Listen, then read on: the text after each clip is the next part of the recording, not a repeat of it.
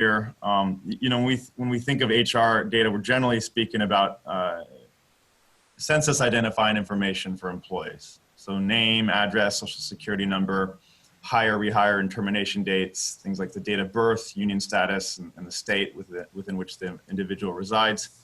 When we look at time and attendance, we're looking at things like leaves of absence, the hours of service, special unpaid leaves that are important to track if an employer is using the look-back measurement method. And so you'll note that hours of service is listed twice in time and attendance and in payroll. We do, for employers that are using different platforms for TNA versus payroll, we frequently see discrepancies and inconsistencies between the hours of service listed in the payroll versus the time and attendance platform.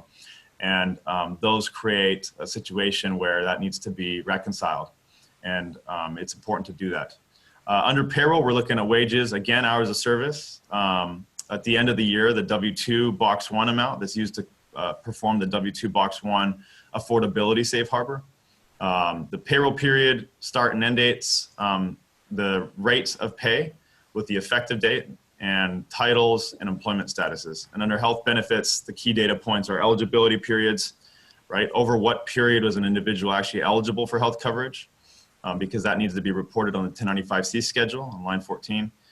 The enrollment periods, what is the individual benefits class, and also this notion of audit readiness monitoring. So you can be tracking all these data points, but it's also important to understand over what periods of time do I actually have hard supporting documentation to be able to substantiate in the event that the IRS audits that an individual is actually eligible for health benefits. So that means things like signed waivers or a time-stamped